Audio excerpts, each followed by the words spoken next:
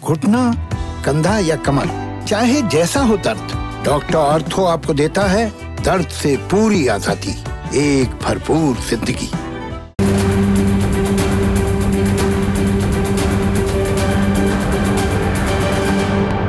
नमस्कार, मैं हूं संदीप चौधरी। आज सबसे बड़ा सवाल में मैं बात करूंगा लड़ाई की, जंग की।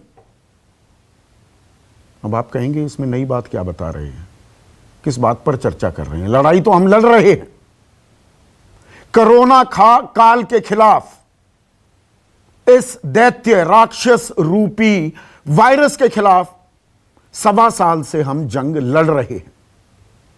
रोज बरोज आंकड़े भी बताए जा रहे हैं कि संक्रमण का आंकड़ा 4 लाख के भी पार हो गया, 4000 से ज्यादा लोगों की मौत हो गई। हालांकि आज थोड़ी राहत मिली है इन आंकड़ों को लेकर। पिछले 24 घंटे में 3,29,000 नए मामले आए हैं और जिन लोगों की जान चली गई, मौत हो गई, 3,877। लेकिन अभी भी यह भयावह है, पिछले कुछ दिनों के मुकाबले तो कम है, पर हम अभी लड़ाई लड़ रहे हैं बेड को लेकर, ऑक्सीजन को लेकर, वेंटिलेटर को लेकर, दवाइयों को लेकर और अब वैक्सीन को लेकर भी। टीकाकरण गाजे बाजे के साथ शुरू तो हो गया है, लेकिन 16 से 17 लाख टीके हर रोज ही लग रहे हैं। कल मैंने आपको बताया था, इसी गति से, इसी रफ्तार से चले तो अभी 3 साल लग जाएंगे। जी हां, 3 साल टीकाकरण मुकम्मल होने में, और टीकों का टोटा है, कमी है। लेकिन हमारी जो एनर्जीज हैं, जो ताकत है, शक्ति है, वो कोरोना के खिलाफ लड़ाई, इस जंग को जीतने में नहीं लगती दिख रही है। मैं अपने कर्ता धर्ताओं की बात कर रहा हूं। ये तथाकथित सिस्टम, और सिस्टम नाम की कोई चीज नहीं होती। सिस्टम में प्रधानमंत्री होते हैं, मंत्री होते हैं, मुख्यमंत्री होते हैं, पर यहां कोरोना के खिलाफ लड़ाई नहीं, आपस में लड़ाई लड़ी जा रही है। एक दूसरे को नीचा, कमतर दिखाने पर ज्यादा ध्यान, तवज्जो और तरजीह दी जा रही है। राजनीतिक आरोप प्रत्यारोप हावी हैं। और यह मैं क्यों कह रहा हूं, और आज इसी लड़ाई की मैं बात करने वाला हूं। इससे हम कोरोना की जंग तो जीतेंगे नहीं, लेकिन दरअसल हमारे कर्ता धर्ता, हमारे प्रतिनिधि, वो लड़ किस बात पर रहे हैं, यह भी देश को जानना चाहिए। आज बीजेपी के अध्यक्ष जगत प्रकाश नड्डा ने एक चिट्ठी लिखी। ये पूरी चिट्ठी, लंबी चिट्ठी है, ये मेरे पास है। चिट्ठी किसे लिखी? कांग्रेस की सोनिया गांधी को, अंतरिम अध्यक्ष हैं। और चिट्ठी में वो क्या कहते हैं कि आज के हालात में कांग्रेस की करनी से हैरान नहीं हूं, दुखी हूं। कांग्रेस की करनी से बीजेपी के अध्यक्ष दुखी हैं। हर रोज 3,500 से 4,000 लोग मर रहे हैं, लोग संक्रमित हो रहे हैं, बेड नहीं मिल रहा है। उस को लेकर दुख का इजहार तो नहीं हुआ, कांग्रेस से दुखी हैं। कांग्रेस के वरिष्ठ नेता नकारात्मकता फैला रहे हैं। देश महामारी से लड़ रहा है और कांग्रेस भ्रम फैला रही है। लोगों को गुमराह करना और झूठा डर फैलाना कांग्रेस बंद करे। चिट्ठी में और बहुत कुछ है, उसका भी मैं जिक्र करने वाला हूं जब चर्चा को शुरू करूंगा। लेकिन अब इसकी पृष्ठभूमि बतानी जरूरी है। और इसकी पृष्ठभूमि क्या है? 7 मई को, आज से 4 दिन पहले,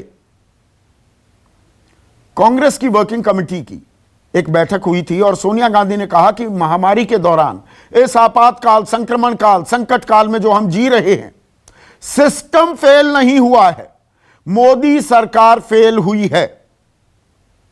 सोनिया गांधी ने कहा कि भारत में मजबूत संसाधन और ताकत है।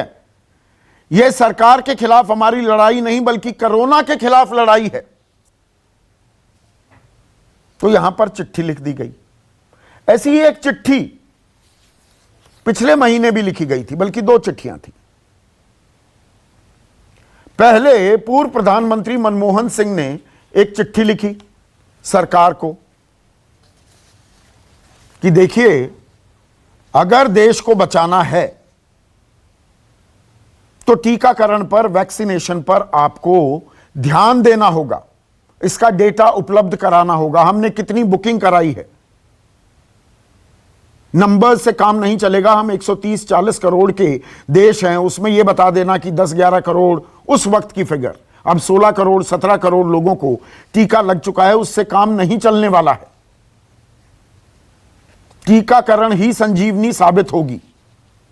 तो अगले ही दिन, यह 18 अप्रैल को चिट्ठी लिखी गई, 19 अप्रैल को केंद्रीय स्वास्थ्य मंत्री, वो चिट्ठी भी मेरे पास है, डॉक्टर हर्षवर्धन ने जवाबी चिट्ठी लिख दी और कहा कि ये बातें जो हमें समझा रहे हैं ना डॉक्टर साहब, यानी कि डॉक्टर मनमोहन सिंह जो बात सरकार को समझा रहे थे, ये अपने सहयोगियों को, अपने जूनियर कोलीग्स को समझाइए। जो वैक्सीनेशन को लेकर भ्रम फैला रहे हैं, आपके एक मुख्यमंत्री तो वैक्सीनेशन पर ही, टीके पर सवाल उठा देते हैं, उनको पहले उनकी मानसिकता को दुरुस्त कीजिए, तभी यह देश कोरोना से लड़ पाएगा। तो चिट्ठी का जवाब चिट्ठी में निकला,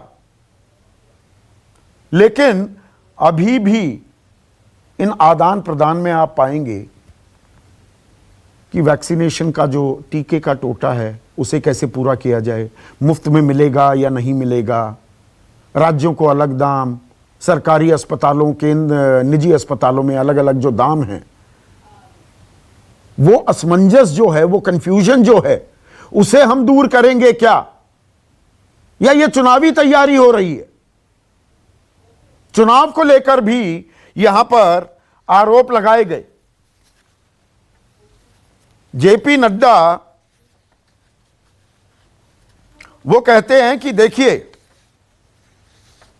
जो राहुल गांधी है ना, he will be remembered for duplicity and pettiness. Duplicity मतलब दो मुंहापन या दोगलापन, और पेटीनेस छुट भैयापन के लिए वो जाने जाएंगे।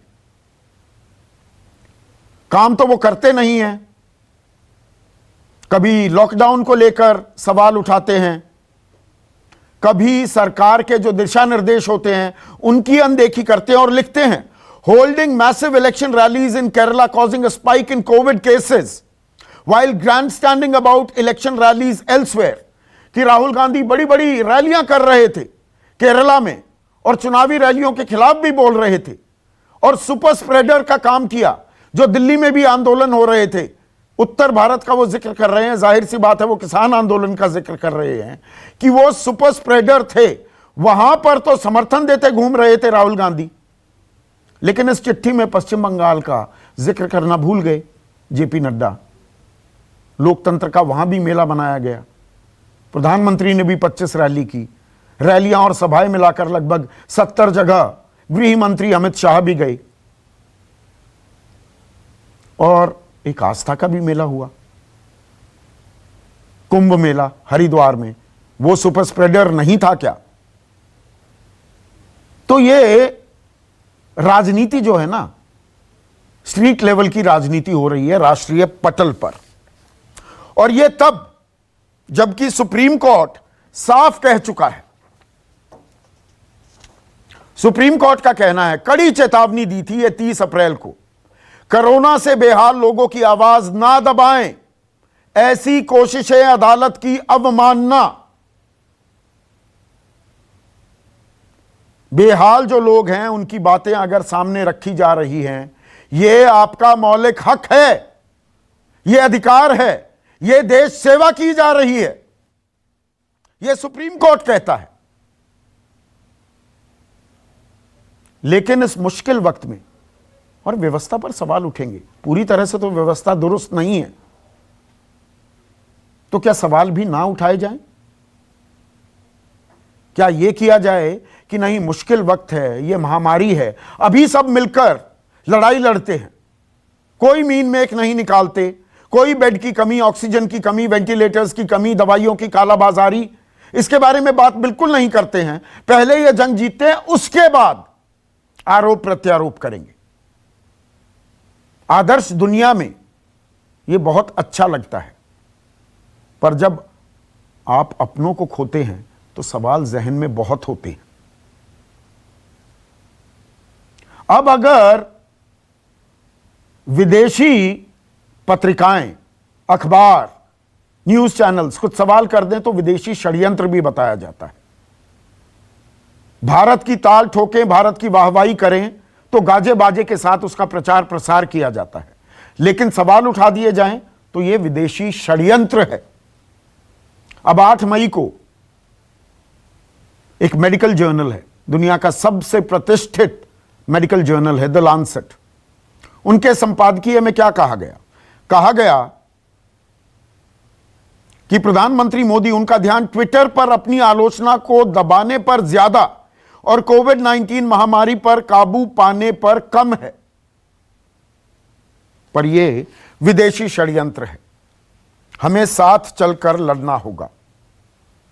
और जब लड़ाई लड़ी भी जाती है तो राजनीतिक विद्वेष की भावना किस तरह से सामने आती है, उसकी एक वानगी हमने बिहार में भी देखी है। बिहार में अभी 3 दिन पहले की खबर है, पप्पू यादव सारण पहुंच गए थे, वहां पर एम्बुलेंस ऐसे ही खड़ी हुई थी, बताया कि देखिए एम्बुलेंस हैं पर खड़ी हुई हैं, तो तीखी राजनीतिक नोकझोंक हुई थी। उनके और सारण के सांसद, बीजेपी के वरिष्ठ नेता हैं, राष्ट्रीय प्रवक्ता हैं, केंद्रीय मंत्री रह चुके हैं, राजीव प्रताप रूडी, तीखी नोकझोंक भी हुई। फिर पप्पू यादव ने 30 ड्राइवर के साथ एक प्रेस कॉन्फ्रेंस भी की थी। अब पप्पू यादव को गिरफ्तार कर लिया गया है कि करोड़ों नियमों की अनदेखी की है उन्होंने। अब पप्पू यादव तो सवाल उठा रहे हैं, मैं उनके सवालों पर अभी ज्यादा ध्यान ना देते हुए नीतीश कुमार के जो सहयोगी हैं, जो सरकार है जेडीयू बीजेपी की, उसमें जीतन राम मांझी अहम सहयोगी हैं, मुख्यमंत्री रह चुके हैं, और मुकेश साहनी मंत्री हैं। जीतन राम मांझी क्या कहते हैं, कोई जनप्रतिनिधि अगर दिन रात जनता की सेवा करे और उसकी एवज में उसे गिरफ्तार किया जाए, ऐसी घटना मानवता के लिए खतरनाक है। और मुकेश साहनी कहते हैं ऐसे समय में सेवा में लगे पप्पू यादव जी को गिरफ्तार करना असंवेदनशील है। अभी एक ट्वीट भी आया है, दिलीप पांडे विधायक हैं आम आदमी पार्टी के, और उन लोगों में से हैं जो दलगत राजनीति से ऊपर उठकर बेहतरीन काम किया है। दिल्ली में जिसको जरूरत पड़ी दिलीप पांडे को फोन कीजिए और दिलीप पांडे कुछ ना कुछ आपका इंतजाम करते दिखते थे। खुद भी कोरोना पॉजिटिव हुए, परिवार भी कोरोना पॉजिटिव है। अब उनके यहां पर वो क्या कह रहे हैं, किसी की मदद करना भी मोदी राज में गुनाह हो गया है। मेरा पूरा परिवार कोविड की त्रासदी से परेशान है, लेकिन मेरे पास क्राइम ब्रांच की पूछताछ आई, लोगों की मदद कैसे कर दी, ये क्राइम ब्रांच पूछ रहा है। तो सवाल बहुत हैं, पर राजनीतिक बयानबाजी देखिए। अजय माकन क्या कह रहे हैं, पलटवार क्या कर रही हैं, मीनाक्षी लेखी सांसद हैं बीजेपी की, सुनिए। हम तो उम्मीद कर रहे थे कि कांग्रेस वर्किंग कमेटी, राहुल जी, सोनिया जी, प्रधानमंत्री मनमोहन सिंह जी, जो लगातार चिट्ठियां इनको लिख रहे हैं, जो लगातार बातें सुझाव इनको दे रहे हैं, सरकार के कान पे जूं देंगी। हम तो उम्मीद कर रहे थे कि हमारे चिकित्सा मंत्री, हमारे प्रधानमंत्री, हमारी टास्क फोर्स इन सब चीजों को समझेगी, लेकिन उल्टा वापस चिट्ठी लिख करके अपने आप को बचाना और वही अहंकार पूर्वक बातें करना इनको शोभा नहीं देता। आप राहुल गांधी से पूछिए कि भाई महाराष्ट्र का हिसाब किताब दो, पंजाब का हिसाब किताब दो, छत्तीसगढ़ का हिसाब किताब दो, राजस्थान का हिसाब किताब दो। वो मुख्यमंत्री तो तुम्हारे थे, उन्होंने पेंडेमिक में क्या किया और उनका कितना कितना बजट था, उनकी क्या क्या व्यवस्थाएं हैं, उसका हिसाब दो। राज्य सरकारें क्या बैठने के लिए हैं? केंद्र सरकार ने राज्य चलाने हैं तो फिर खत्म कर देते हैं ना, मुख्यमंत्री बनाना ही बंद कर दीजिए। तो सब अपना अपना हिसाब किताब दो, ये राजनीतिक नैरेटिव चल रहा है। देश का हिसाब किताब कोई देने को तैयार नहीं। ऐसे में आज का सबसे बड़ा सवाल, आलोचना क्यों नहीं सुनना चाहती सरकार? ये भी एक लोकतांत्रिक हक है। और विपक्ष राजनीति कर रहा है। विपक्ष हर चीज में ही मीन मेक निकालेगा क्या? विपक्ष का काम होता है विपक्ष करना, शब्दी विपक्ष है। लेकिन यह मुश्किल वक्त है, इसमें सरकार का समर्थन करना चाहिए क्या? चर्चा में मेरे साथ बीजेपी के राष्ट्रीय प्रवक्ता गोपाल कृष्ण अग्रवाल, कांग्रेस के राष्ट्रीय प्रवक्ता रोहन गुप्ता, शिवसेना की राष्ट्रीय प्रवक्ता उनकी राज्यसभा सांसद प्रियंका चतुर्वेदी, बहुत दिनों बाद मेरे कार्यक्रम में आई हैं, समाजवादी पार्टी के राष्ट्रीय प्रवक्ता घनश्याम तिवारी और जेडीयू के राष्ट्रीय प्रवक्ता, जेडीयू अहम घटक है मोदी सरकार की, साझा सरकार चला रहे हैं बिहार में, राजीव रंजन मेरे साथ हैं। तो रोहन गुप्ता, बीजेपी के अध्यक्ष जेपी नड्डा आज इस बात से हैरान नहीं है, दुखी हैं कि आप नकारात्मक प्रचार, भ्रम फैलाने, झूठा डर फैलाने में लगे हुए हैं, जबकि देश को एक साथ होना चाहिए कोरोना से लड़ने के लिए। देखिए संदीप जी, सबसे पहली बात कि किसी ने जेपी नड्डा को पत्र नहीं लिखा। जो भी सुझाव दिए गए या जो भी लिखा गया वो सरकार को लिखा गया। आज ये इनकी मजबूरी थी जेपी नड्डा जी की कि चुनाव प्रचार खत्म हो गया, अब उनके पास कुछ काम नहीं है, तो उनको पत्र लिखने के काम में लगा दिया गया। बात यहाँ पे आलोचना की नहीं है संदीप जी। क्या हम ये चीज को नकार सकते हैं कि दूसरी वेव में रोज 4 लाख से ज्यादा केस आ रहे हैं? क्या 4000 से ज्यादा मृत्यु हो रही है? ये बात को हम नकार सकते हैं? इतने ज्यादा वेरिएंट भारत में आ चुके हैं कि जिस प्रकार से भयावह परिस्थिति हो रही है, तीसरे वेव की बात हो रही है, हम इस परिस्थिति को नकार नहीं सकते। तो जेपी नड्डा तो कह रहे हैं दुनिया भर की बैठकें की प्रधानमंत्री ने मुख्यमंत्रियों के साथ। अप्रैल में ही आप कह रहे थे कि डिसेंट्रलाइजेशन ऑफ वैक्सीनेशन कीजिए, विकेंद्रीकरण कीजिए टीकाकरण का, और उसके बाद आप उसी की मुखालफत करने लगे। सरकार जो करना चाह रही थी, सरकार की बातों को आपने माना ही नहीं, आप बाधा बनते रहे, रोड़ा बनते रहे। संदीप जी, जनवरी में प्रधानमंत्री जी ने कोरोना पे विजय घोषित कर दिया कि 136 देशों को हमने हेल्प कर दिया, अब कोरोना पे हमने विजय प्राप्त कर लिया। टास्क फोर्स जो बनाई गई थी कोविड की, उसकी बैठक ये नहीं हुई। आज पार्लियामेंट्री कमेटी की जो रिपोर्ट थी उसको भी उन्होंने अनगिना किया। ये सब चीजें क्या दिखाती है? और मैं आपको और एक चीज कहूंगा, जब वैक्सीन की बात कर रहे हैं, 35,000 करोड़ केंद्रीय सरकार ने वैक्सीन के लिए अलोकेट किया और आज उसको आत्मनिर्भर राज्य सरकारों पे कर दिया। ये कैसा तरीका है? दूसरा, भारत एकमात्र देश है जहां पे इतनी बड़ी पॉपुलेशन है और सिर्फ 1.8% जनता आज वैक्सीनेटेड है। 69वां नंबर है पूरे वर्ल्ड में। तीसरा, प्राइस अलग अलग हो, एक का 3, एक ही चीज के 3 अलग अलग प्राइस, ये सिर्फ भारत में पॉसिबल है। चौथा, मनमोहन सिंह जी ने जब पत्र लिखा, उन्होंने कहा कि कंपलसरी लाइसेंसिंग के तहत आप दूसरे मैन्युफैक्चरर को मौका दीजिए, वैक्सीन का ऑर्डर कीजिए। आलोचना तो इन्होंने की, पर इनको असर भी होता है, इमीडिएटली वैक्सीन का ऑर्डर दिया। तो मुझे लगता है जब राहुल जी ने पत्र लिखा, आलोचना करने रविशंकर प्रसाद आ तो गए, पर उनकी सरकार ने राहुल जी की सारे सुझाव मानते हुए सारे इंटरनेशनल राज्य सरकारों की कोई जिम्मेदारी नहीं है। यहां पर जेपी नड्डा कह रहे हैं कि जो मेडिकल इंफ्रास्ट्रक्चर है, आधारभूत ढांचा, 45,000 वेंटिलेटर मुहैया कराए गए राज्यों को, उनमें से बहुत सारे आज भी अनयूज्ड या बर्बाद हो गए हैं। संदीप जी, आज केंद्र सरकार जब होती है, जब यही मोदी सरकार थी, ताली थाली सब कुछ बजवा के विश्व गुरु बनने के लिए क्रेडिट लेने गई थी। आज जब दूसरे वेव की बात थी तो केंद्र सरकार सबको बिठा दी, सारी राज्य सरकारों को बिठा दी, हर हफ्ते मीटिंग करती, दूसरी वेव की बात करती, और जो जितनी भी रिपोर्ट नकारी गई उसको हटा के सबको तैयार करके क्यों नहीं की? क्यों हमने ऑक्सीजन को एक्सपोर्ट किया? क्यों रेमडेसिविर एक्सपोर्ट किया? क्यों 6 करोड़ वैक्सीन एक्सपोर्ट की? आज वो 6 करोड़ वैक्सीन जो मार्च में एक्सपोर्ट की गई, आज अगर वो 6 करोड़ वैक्सीन यहाँ पे होती तो आपने कहा कि 40 लाख जो वैक्सीन आपके बैठे हुए मौजूदा मुख्यमंत्री वैक्सीन की खिल्ली उड़ाते हैं। यही चिट्ठी तो लिखी थी, यही चिट्ठी तो लिखी थी डॉक्टर हर्षवर्धन ने मनमोहन सिंह को। बिल्कुल नहीं, जब वैक्सीन लॉन्च हुई तब राहुल जी ने ट्वीट करके कहा, कांग्रेचुलेशंस कहा हमारे साइंटिस्ट को, ये देश के लिए बड़ी उपलब्धि है और हमको गर्व होना चाहिए। ये बात यहाँ पे नहीं है संदीप जी। कौन उड़ाएगा वैक्सीन की खिल्ली? 6 करोड़ जो लोगों ने एक्सपोर्ट किया, सवाल तो उनको पूछने चाहिए कि आपका देशवासी के पास वैक्सीन नहीं है और आप 6 करोड़ एक्सपोर्ट करके वाहवाही लूट रहे हैं, कौन जवाब देगा? और एक ही वैक्सीन जो 175 में केंद्र सरकार ले रही है, क्यों राज्य सरकार 600 में लेगी वो वैक्सीन? क्यों प्राइवेट प्लेयर को प्रायोरिटी दी जा रही है? सवाल तो पूछे जाएंगे। और सब बात छोड़िए Sandeep ji, private compulsory licensing के तहत अगर सारे मैन्युफैक्चरर को लाइए, यही वैक्सीन आपको 175 नहीं, अगर सोनिया गांधी कहती हैं ये सिस्टम का फेलियर नहीं है, सिस्टम फेल नहीं हुआ है, मोदी फेल हो गए, तो क्या राज्य सरकारें भी फेल हुई? ये बात मानेंगे कि अमरिंदर सिंह, मोर्टालिटी रेट सबसे ज्यादा है, अमरिंदर सिंह फेल हुए, या अशोक गहलोत फेल हुए, या भूपेश बघेल फेल हुए?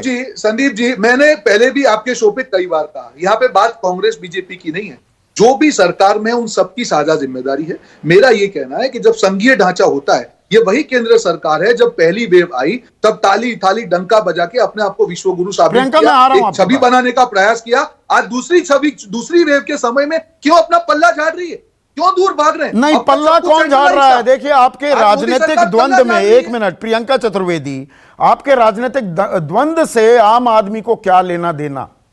आम आदमी को कुछ लेना देना है? मैं बेसिक सवाल पूछ रहा हूं।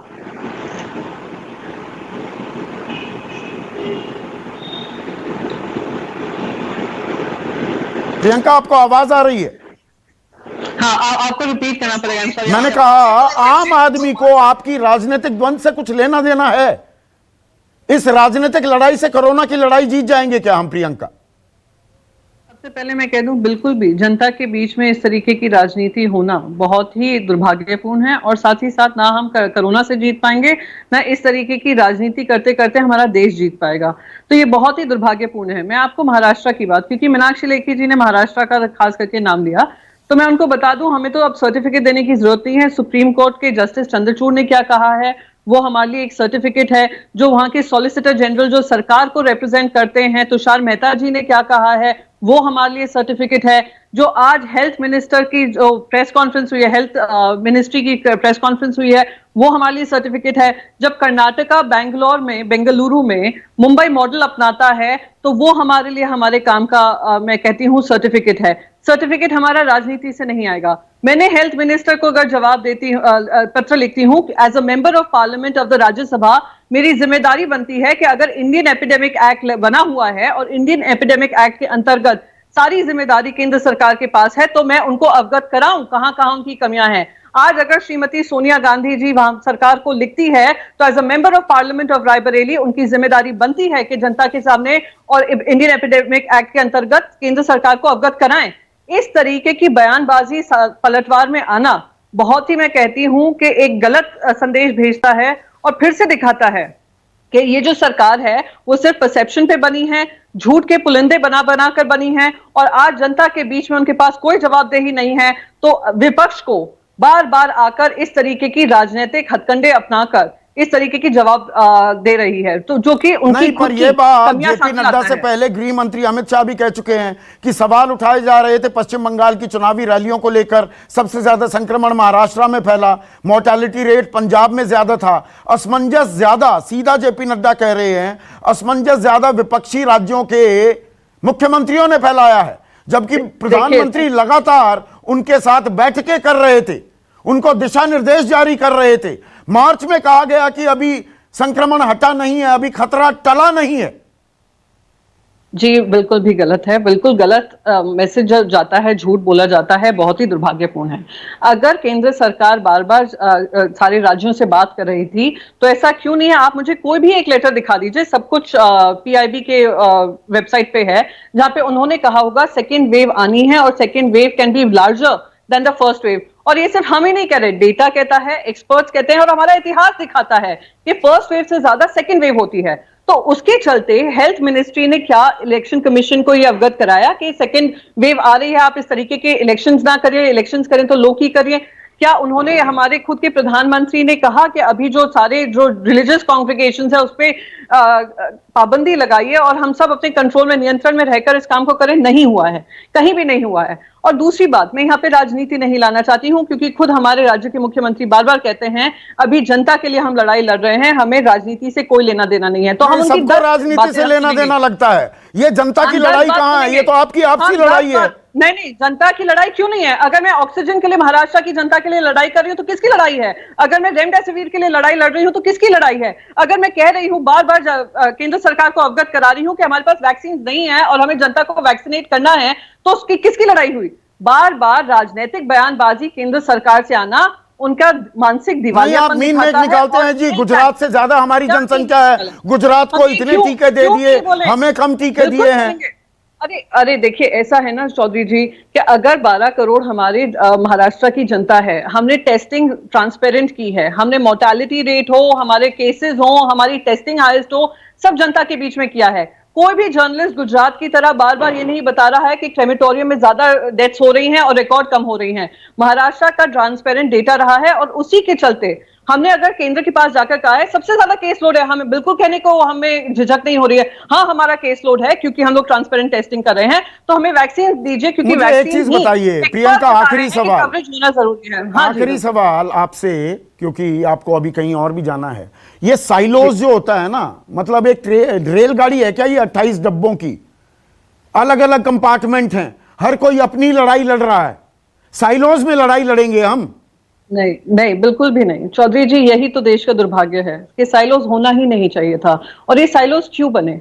ये साइलोज इसलिए बने क्योंकि आज एक ऐसी केंद्र सरकार सत्ता में है जो भेदभाव कर रही है, जो अगर महाराष्ट्र में उनकी सरकार नहीं है उन पे राजनीतिक पक्षपात कर रही है, आप उनके ऊपर सारे राजनीतिक अटैक कर रहे हैं। अगर आपकी राजस्थान में सरकार नहीं है तो आपका फोकस सिर्फ उन सरकारों पे है, पर आपका फोकस इस बात पे नहीं है कि इसमें राजनीति छोड़कर देश को आगे बढ़ाने के लिए बार बार आत्मनिर्भर भारत आप करते हैं, बार बार आप अपने आप को विश्व गुरु मानते हैं। तो विश्व गुरु की प्राथमिकता क्या होनी चाहिए? कि राजनीति करें कि विश्व गुरु होते हुए देश को? मैं तो प्राथमिकता का ही सवाल उठा रहा हूं। प्राथमिकता क्या राजनीतिक लड़ाई है? शुक्रिया, आपने वक्त निकाला प्रियंका। गोपाल बाबू, मुझे ये बताइए, आलोचना से सरकार डरती है क्या? इतनी पीड़ा, इतनी तकलीफ क्यों होती है अगर आलोचना होती है तो? मुश्किल वक्त है, सवाल तो उठेंगे। देखिए, आलोचना अलग चीज है और केवल आरोप प्रत्यारोप करते रहना वो अलग बात है। बात यह है कि जब कांग्रेस को हमें लिखना पड़ता है तो इसलिए लिखना पड़ता है कि आपको पेंडेमिक की लड़ाई में केंद्र सरकार और कई प्रदेश सरकारें बहुत मेहनत से काम कर रही हैं और पेंडेमिक बहुत क्राइसिस बहुत ज़्यादा है, तो उसको लड़ने के लिए सबकी सामूहिक शक्ति चाहिए। उसके बीच में आप पत्र लिखते हैं। आप देखें राहुल गांधी का क्यों लिखना पड़ा, आप पहले देखिए। 3 मई को राहुल गांधी जी पत्र लिखते हैं कि आपने ऑर्डर प्लेस नहीं किया कोई भी वैक्सीन का।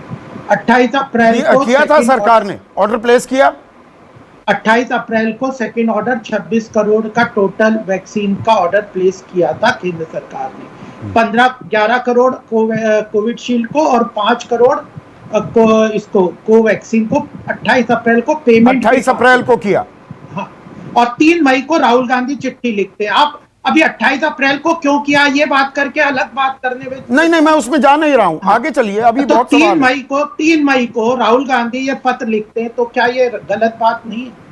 दूसरी बात, पिछली बार जब लॉकडाउन केंद्र सरकार ने किया था, कितनी मजाक उड़ाई थी राहुल गांधी जी ने और कांग्रेस के सारे नेताओं ने। अब कह रहे हैं कि लॉकडाउन कर दो। तो अगर आप स्टैंड क्लियर नहीं है, ठीक है, आप कहो, सजेशन दो। नहीं, ये देखिए, इस चिट्ठी में गोपाल बाबू एक चीज जो लगती है ना, वो ये कि सारी दिक्कत विपक्ष कर रहा है, विपक्षी राज्यों में ही परेशानी है। मैं कोट कर रहा हूं इस चिट्ठी से। जेपी नड्डा लिखते हैं, 1 minute, I am writing this letter with a deep sense of pain. I would have never written such a letter, but looking at the confusion being created by members of the Congress party, including chief ministers belonging to the party, I am compelled to write कि ये सारा असमंजस, सारी दिक्कतें शुरू की हैं कांग्रेस और कांग्रेस के मुख्यमंत्रियों ने। मतलब आप कह रहे हैं बाकी राज्यों में राम राज्य आ गया है, विपक्षी राज्यों में ही कोरोना की दिक्कत है, बाकी कहीं नहीं है। संदीप जी, मैं क्या कह रहा हूं जनता भी सुन रही है और मुझे बताने की जरूरत नहीं है क्या कह रहा हूं। मैं क्या कह रहा हूं वो ये कह रहा हूं कि जो नड्डा जी का पत्र का जवाब है देश को नहीं है, वो जवाब है कांग्रेस की राजनीति को। अच्छा, राजनीति। दूसरी बात, आप बताओ शिबू सोरेन क्या कह रहे हैं, किस तरह की घटिया चीफ मिनिस्टर ने बात की है। और वैक्सीन को शिबू सोरेन नहीं, हेमंत सोरेन। हाँ, हेमंत सोरेन किस तरह की बात की है। दूसरी बात, आप बताओ शुरू में वैक्सीन में कांग्रेस के लीडर और सबने किस तरह की कंफ्यूजन क्रिएट किया लोगों के लिए। तो मैं वही कह रहा हूं, कांग्रेस ने कंफ्यूजन क्रिएट कर दी, वरना सब कुछ काबू में था। नहीं, आप संदीप जी फिर बात को गलत घुमा रहे हो। ये पत्र की बात कर रहे हो तो ये कांग्रेस के गलत की है। जनता के साथ हम काम कर रहे हैं ग्राउंड लेवल पे। कांग्रेस को आपने पत्र लिखा। अब एक मिनट गोपाल बाबू, आप ही के केंद्रीय मंत्री हैं। जनता को नहीं है पत्र, ये कांग्रेस को जवाब है। देश हाँ, कांग्रेस को जवाब। मैं वही सवाल तो सुन तो लीजिए, फिर तो क्या। मेरी बात तो होने दीजिए। आपने मैं अभी आ रहा हूं, आप ही के साथ हूं, पूरा वक्त दूंगा, आपकी पूरी बात सुनूंगा। आपने कांग्रेस को पत्र लिख दिया, तो फिर केंद्रीय मंत्री संतोष गंगवार को भी पत्र लिखेंगे। 6 मई को उन्होंने योगी आदित्यनाथ को पत्र लिखा था कि देखिए बरेली में बुरा हाल है। आप ही के उत्तर प्रदेश में मंत्री ब्रजेश पाठक, बरेली के एमएलए केसर सिंह, मोहनलालगंज के एमएलए कौशल किशोर, बस्ती के एमपी हरीश द्विवेदी, भदोई के एमएलए दीनानाथ भास्कर, कानपुर के सांसद सत्यदेव पचौरी, सब लिख चुके हैं चिट्ठी कि जी देखिए कोरोना को लेकर जो ये व्यवस्था बनाई गई है इसके चिथड़े उधड़ चुके हैं। आप ही के एमएलए हैं लोधी आगरा से, उनकी धर्मपत्नी 3 घंटे तक बाहर, अस्पताल के बाहर इंतजार करना पड़ा भर्ती होने के लिए, तब डीएम को फोन मिलाया गया। इन सबको भी चिट्ठी लिखेंगे। नहीं संदीप जी, आप एक बात बताओ, मैं भी नोएडा में रहता हूँ, आप भी पूरे देश में नोएडा में रहते हैं और भी जगह। समस्या अगर विकट नहीं होती तो आज हम चर्चा क्यों कर रहे होते?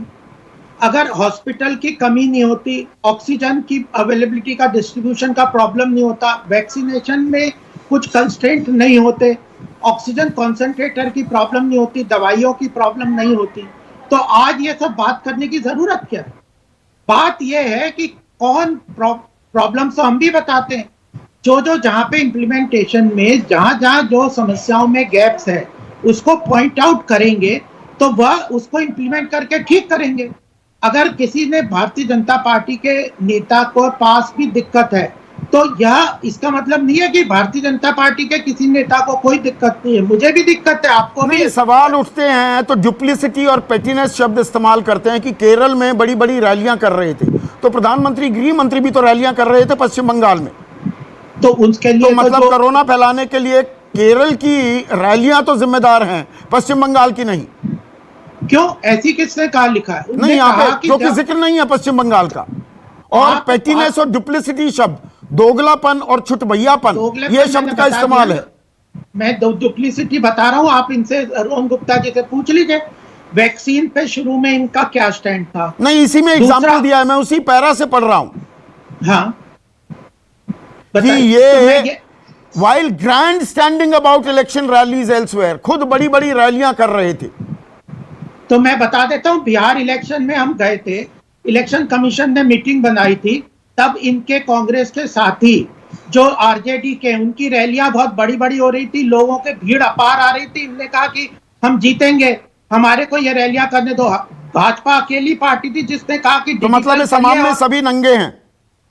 तो जब यही तो जो जहां पे गलती हुई है या जो कमियां हुई है उसको पॉलिटिकल मैसेजिंग करना, आज उसकी बात के ऊपर ये चर्चा है, उसके ऊपर चर्चा है। अगर नहीं, आप वैसे कांग्रेस की बातें बहुत मानते हैं। एक और जो मुद्दा जिसका जिक्र किया है जेपी नड्डा ने, वो ये कि there is a new trend in the Congress party to put all blame on the Central Vista project, जो ये नई संसद हमारी बन रही है 20,000 करोड़ की, जी उस पर सवाल उठाने लग जाते हैं कि 20,000 करोड़ में तो 40-50 बहुत बढ़िया बेहतरीन अस्पताल बन जाते, और ये बहुत से लोग सवाल उठा रहे हैं।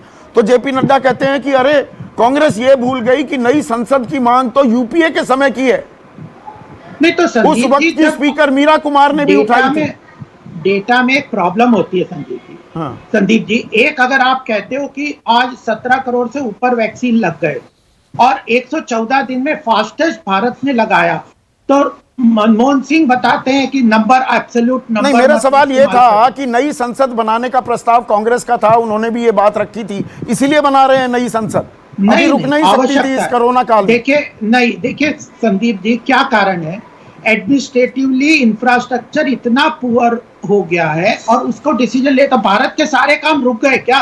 भारत में अलग अलग चीजें सब काम हो रहे हैं ना, तो विस्टा को रोक दो। मतलब ये नरेशन को चेंज करते। अगर आज हम ये कहते हैं कि सारा ये जो कोरोना की त्रासदी है इसका एपिसेंटर कौन सा है? बॉम्बे है, बॉम्बे और दिल्ली। अच्छा। आज भी बॉम्बे का वैक्सीनेशन जो वेरिएंट है वो सबसे खतरनाक है और वही सबसे ज्यादा फैल रहा है। तो आज हम अगर महाराष्ट्र के ऑक्सीजन की सप्लाई की अगर भारतीय जनता पार्टी मैनेजमेंट को तारीफ करता है तो ये क्या नहीं कहेंगे कि बॉम्बे महाराष्ट्र ने इसका एपिसेंटर रहा सेकंड वेव में बहुत खतरनाक वेरिएंट का। अब वहां पर कम हो रहे हैं, उत्तर प्रदेश में ज्यादा बढ़ रहे हैं, तो बिल्कुल तो मतलब सारी चीजों नहीं, एक सेकंड, जीएसटी क्या ब्लेम गेम में ही चलता रहेगा? देखो, अरे तुम्हारे घर में क्या हो रहा है? अरे ये पूरा कुनबा है, ये एक बहुत बड़ा घर है जिसका नाम भारत है, इसमें कमरे कमरे की लड़ाई हो रही है क्या? घनश्याम तिवारी, गाजीपुर से बक्सर तक लाशें तैर रही हों, दोनों जगह भारतीय जनता पार्टी की सरकारें हैं। 3 साल तक प्रधानमंत्री मनमोहन सिंह को मौन मोहन सिंह कहने वाले नरेंद्र मोदी एक प्रेस कॉन्फ्रेंस नहीं कर सकते। आज अगर गोपाल जी से पूछा जाए कि उत्तर प्रदेश की एक्सपर्ट टीम कौन सी है जिसकी ये जिम्मेदारी है कि प्रतिदिन अधिक वैक्सीन लगे, जिसकी ये जिम्मेदारी है कि प्रतिदिन कम लोग मरे, जिसकी ये जिम्मेदारी है कि उत्तर प्रदेश में जिले और सब डिवीजन के स्तर पर ये डैशबोर्ड होना चाहिए कि कहां पर दवाइयां उपलब्ध हैं। छोड़िए आप रेमडेसिविर नहीं दे सकते, कहां पैरासीटामोल उपलब्ध है। लोग पेड़ के नीचे बेड डाल करके पड़े हुए हैं, गांव में लोग तबाह हो जा रहे हैं, खबर नहीं हो रही है।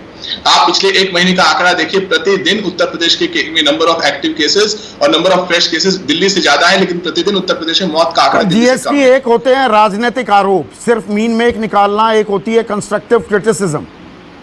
राजनीति हावी हो रही है क्या? आप ही के अध्यक्ष अखिलेश भी कि अरे ये तो बीजेपी वाला वैक्सीन है, ऐसी चीजें आकर वैक्सीनेशन हेजिटेंसी, लोगों के अंदर भ्रम नहीं फैलता है क्या? ये साझा लड़ाई है क्या? 300 आज के अखबार में 306 जिलों में पॉजिटिविटी रेट 20% से ज्यादा है और वैक्सीनेशन रेट 67% डाउन है, ये आज के अखबार में है। इसमें क्या विपक्ष जिम्मेदार है? ये सरकार भ्रम फैलाया आपने।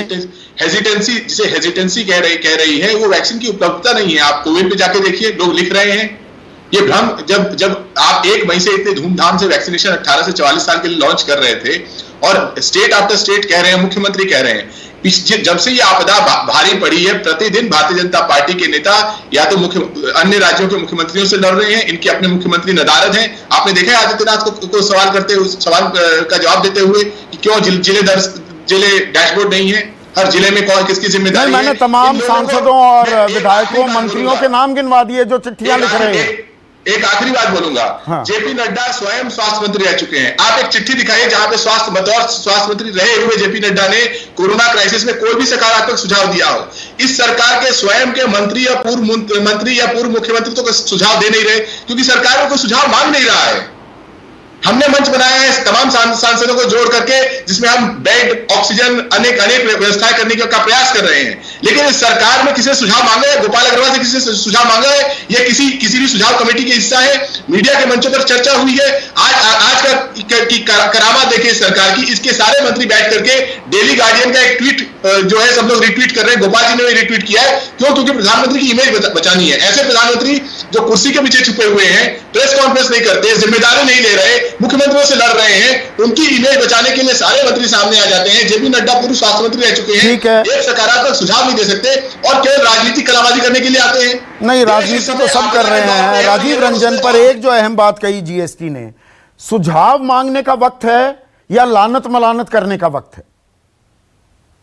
देखिए, मुझे लगता है कुछ हद तक हालात सुधरने लगे और जिस तरह से संख्या में गिरावट आई है, संक्रमण का दायरा अगर थोड़ी बहुत भी अगर उसमें कमी आई है तो निश्चित तौर पर यह सुखद संकेत है।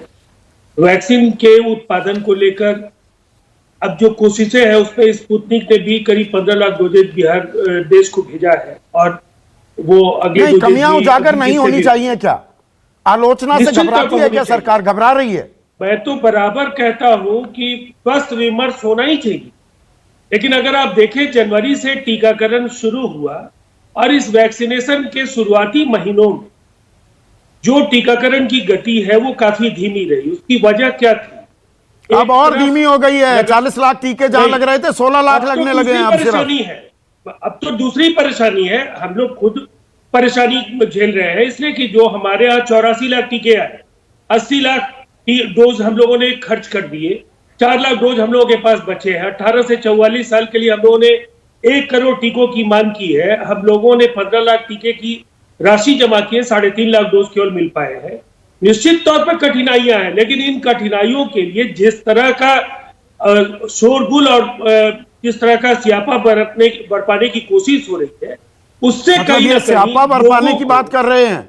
4 लाख से ऊपर लोग संक्रमित होते हैं, 4000 के करीब हर रोज मर रहे हैं लोग। मानता हूं, मैंने आपके ही शो में कहा था कि कहीं ना कहीं हम लोगों ने पूर्वानुमान में गलती की थी, जिसका आज कहीं ना कहीं नुकसान। तो यहां गलती मानने के बजाय कहा तो ये जा रहा है ना, हम तो ये बता रहे थे, आप असमंजस फैला रहे थे, भ्रम फैला रहे थे। अब आप ही के सूबे में अब पप्पू यादव पूर्व सांसद हैं, वो पोल खोल का खेल चलता है।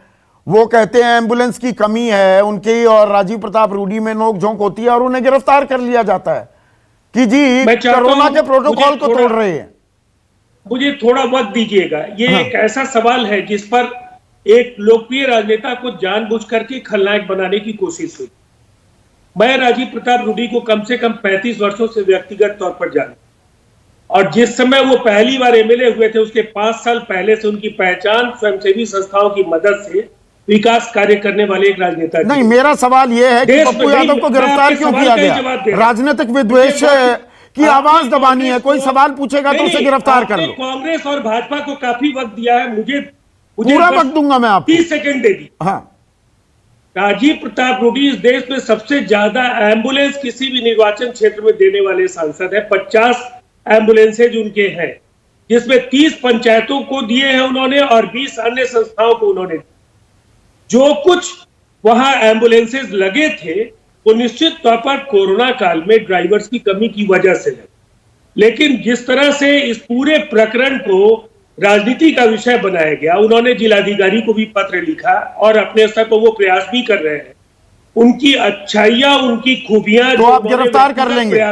अगर कोई व्यवस्था की पोल खोल करेगा तो गिरफ्तार कर लेंगे। जीतन राम मांझी कह रहे हैं ना, कोई जनप्रतिनिधि अगर दिन रात जनता की सेवा करे और उसकी एवज में उसे गिरफ्तार किया जाए तो ऐसी घटना मानवता के लिए खतरनाक है।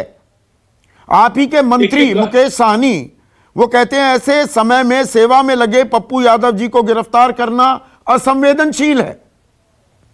देखिए, गठबंधन राजनीति में ऐसे बयान कई बार आते हैं और पप्पू जी निश्चित तौर पर एक जागरूक नेता है, काफी मेहनत करते रहे हैं, लेकिन कहीं भी अगर निषेधात्मक गतिविधियों के लिए अगर कहीं कोई निषेधाज्ञा है, अगर आप उसका उल्लंघन करते हैं तो कानून को अपना काम करना पड़ता है। कानून अपना काम कर रहा है। 1 मिनट आशुतोष, ये कानून जो अपना काम करता है, अगर आलोचना की जाए, व्यवस्था की खामियां उजागर की जाएं, तो कानून उन्हीं के खिलाफ काम करता दिखता है। ये सिर्फ पप्पू यादव की बात नहीं है।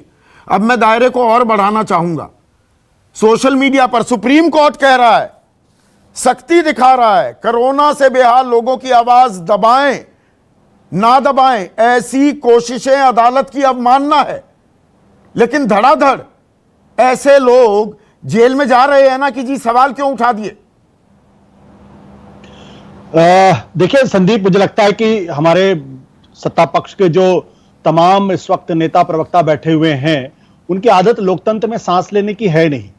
अगर आप लोकतंत्र में हैं तो लोग सवाल भी उठाएंगे, लोग आपसे सवाल भी पूछेंगे, लोग आपसे बहस भी करेंगे, लोग आपको डांटेंगे भी, लोग आपको फटकारेंगे भी। अगर आपके अंदर लोकतांत्रिक प्रवृत्ति नहीं है तो आप इन सब चीजों को आप कहेंगे कि ये सब क्या कर रहे हैं, राजनीति कर रहे हैं। देखिए, बहुत महत्वपूर्ण बात यह है कि आज जो आपने कहा कि 4 लाख से ज्यादा लोग प्रतिदिन बीमार हो रहे हैं, 4000 से ज्यादा लोगों की जाने जा रही हैं, और उत्तर प्रदेश और बिहार की सीमा पर लाशों को एम्बुलेंस के जरिए लाके डंप किया जा रहा है। अगर ये हमारे देश की शान है तो फिर हम सब लोगों को अब ये सब बातें करना बंद कर देना चाहिए। अगर इस सरकार के अंदर, इस एक सरकार की, अगर इस देश की सरकारों के अंदर जरा भी शर्म बाकी है कि आपको जो काम करना चाहिए वो काम सुप्रीम कोर्ट कर रही है। सुप्रीम कोर्ट ने 12 लोगों की टास्क फोर्स बनाई, उसका कन्वीनर कैबिनेट सेक्रेटरी को बनाया, ये अपने आप में देश की सरकारों के ऊपर और केंद्र की सरकार के ऊपर नो कॉन्फिडेंस मोशन है। अगर इसके बावजूद उनको समझ में नहीं आता है तो फिर क्या कहा जाए? नहीं, सरकारों जब आप शब्द इस्तेमाल करते हैं आशुतोष, उसमें केंद्र सरकार भी आ गई, फिर राज्य सरकारें भी हैं। जिम्मेदारी कहां अटकती है यहां पर? यही तो टोपी वाला खेल हो रहा है, इसकी टोपी उसके सर। आम आदमी को क्या लेना देना? देखिए संदीप, आप बहुत ही प्रबुद्ध पत्रकार है। जब मैं सरकारों की बात कहता हूं तो सबसे बड़ी जिम्मेदारी केंद्र सरकार की है, लेकिन इसका मतलब यह नहीं है कि देश की दूसरी पार्टियों की राज्य सरकारों ने अपना काम जिम्मेदारी के साथ किया। दिल्ली के अंदर क्या अरविंद केजरीवाल या उनकी सरकार को 6 महीने पहले ऑक्सीजन के बारे में नहीं सोचना चाहिए था? क्या उत्तर प्रदेश के योगी आदित्यनाथ को नहीं सोचना चाहिए था? क्या महाराष्ट्र के उद्धव ठाकरे को नहीं सोचना चाहिए था? मैं यही बात कहना चाहता हूं, केंद्र सरकार की जिम्मेदारी सबसे ज्यादा है। इसलिए जिम्मेदारी सबसे ज्यादा है क्योंकि आपको देश ने चुना है रूल करने के लिए। लेकिन अभी राजीव रंजन की बातों को सुनकर ऐसा लग रहा था जैसे ये सब कुछ चिंता की बात ही नहीं है, सब चलता है इस देश के अंदर। 50 गाड़ियां अगर एम्बुलेंस अगर राजीव प्रताप रूडी के घर में पकड़ ली गई तो आप क्यों उसमें बखेड़ा खड़ा करते हो? ये 50 गाड़ियां दिन में अगर 10 खेप भी करती तो 500 लोगों की जिंदगियां या 500 लोगों को सकुशल अस्पताल पहुंचाया जा सकता था, उनकी जिंदगी के बारे में सोचा जा सकता था। अगर उसको आप महीने से गुणा कर दिए तो कितनी हो जाती है? लेकिन राजीव रंजन जी को या भारतीय जनता पार्टी के लोगों को या समाजवादी पार्टी के लोगों को यह सब लगता है आप क्यों राजीव, अरे जो रूडी हमारे भी अच्छे दोस्त रहे हैं, लेकिन क्या वो अपनी आत्मा को माफ कर पाएंगे कि ड्राइवर की कमी है इस देश के अंदर? अगर कहते हैं, अगर सोशल मीडिया पे कहते तो हर घर से एक ड्राइवर निकलता और ये एम्बुलेंस लेके चलता हुआ आदमी। आप किसको बेवकूफ बनाने का काम कर रहे हैं? लाशें गंगा नदी में मिल रही हैं और हम चुपचाप बैठे रहे, हम बोले नहीं, विपक्ष बोले नहीं, मीडिया बोले नहीं, पत्रकार बोले नहीं, पॉलिटिकल एनालिस्ट बोले नहीं। यह शर्म की बात है हम लोगों की। अगर जिसको विश्व गुरु बनाना चाहते थे, आज स्थिति यह है कि वहां नदियों में लाशें फेंकी जा रही और हम चुप रहे, हम कुछ नहीं बोले। यह हिंदुस्तान का पॉलिटिकल क्लास है। इस हिंदुस्तान के पॉलिटिकल क्लास पर हम सब लोगों को सामूहिक तौर पर शर्म आनी चाहिए, शोक मनाना चाहिए। इन लोगों की आत्माएं मर चुकी है दरअसल। नहीं, अगर आईएमए, इंडियन मेडिकल एसोसिएशन, 1928 में स्थापित एक संस्था, डॉक्टर्स की प्रीमियर एसोसिएशन, वो सार्वजनिक बयान देते हैं कि 20 दिन से हम कह रहे हैं सरकार सोई हुई है, सुस्त है, लॉकडाउन के बारे में हमारी सलाह पर 20 दिन से कोई प्रतिक्रिया नहीं आई, तो कल बीजेपी के राष्ट्रीय प्रवक्ता मेरे शो पर कहते हैं कि आईएमए राजनीति कर रहा है। तो लांसेट की बात तो फिर हम कभी गंभीरता से ले ही नहीं सकते। वो कितना भी मशहूर, कितना भी प्रेस्टीजियस मेडिकल जर्नल क्यों ना हो कि हेडलाइन मैनेजमेंट हो रही है, छवि की ज्यादा चिंता है और कोरोना से लड़ने में कम है, तो वो अंतर्राष्ट्रीय षड्यंत्र, विदेशी षड्यंत्र हो जाता है। यहां षड्यंत्र पर हमारा जोर ज्यादा है। संदीप, यह सवाल तो योगी आदित्यनाथ से पूछना चाहिए और नीतीश कुमार से पूछना चाहिए कि हिंदू धर्म के हिसाब से लाशों की अंतिम क्रियाक्रम कैसे की जाती है। हम वो सभ्यता है जहां शवों के सम्मान दिया जाता है। वहां पे एम्बुलेंस आ रही है और लाशें गंगा में फेंक दी जा रही हैं। यह कौन सी सभ्यता है? और क्या योगी आदित्यनाथ जो उत्तर प्रदेश के मुख्यमंत्री, नीतीश कुमार जो बिहार के मुख्यमंत्री हैं, अगर इस पर कोई बोलेगा तो उनको लगता है उनकी आलोचना की जा रही है? मैं यही तो बार बार कहना चाहता हूं, यह मैन मेड क्राइसिस है। आज से 1 साल पहले दुनिया के तमाम एक्सपर्ट और भारत के तमाम एक्सपर्ट इस बात को कह रहे थे ये कोरोना आने वाला है और पहले से ज्यादा भयानक और खतरनाक होगा। अगर केंद्र की सरकार को दिखाई नहीं पड़ रहा था, अगर राज्य की सरकारों ने कदम नहीं उठाए हैं, तो उनको वो ये क्रिमिनल ऑफेंस है। गोपाल बाबू, लास्ट कमेंट। अगर देखिए, ये महामारी है, एंटिसिपेट नहीं किया गया कि इसकी फेरोसिटी, ये संक्रमण कितना तेजी से फैलेगा। तो अगर कमियां हैं, कमियां उजागर करने को आलोचना क्यों माना जाए? हमें इस माइंडसेट से निकलना होगा क्या? नहीं संदीप जी, कमियों को उजागर करने को आलोचना नहीं मांग रहे। आज आपके साथ बैठे हैं, आपने कई बातें की, तो क्या हमने उसको कुछ कहा? आपने आलोचना की। बात यह है कि जो राजनीतिक प्रश्न उठेंगे, जो कंफ्यूजन क्रिएट करेंगे, जो आपको क्या पता कितने लोग प्रधानमंत्री को पत्र नहीं लिख रहे होंगे, क्या कितने लोग एडवाइजर हैं नहीं प्रधानमंत्री के, सारे लोग आईएमए, आईसीएमआर, जो जितने हेल्थ मिनिस्ट्री, एडमिनिस्ट्रेटिव सिस्टम्स, पूरा दिन रात लोग काम कर रहे हैं और उनके सजेशंस के साथ इंप्रूवमेंट हो रहे हैं।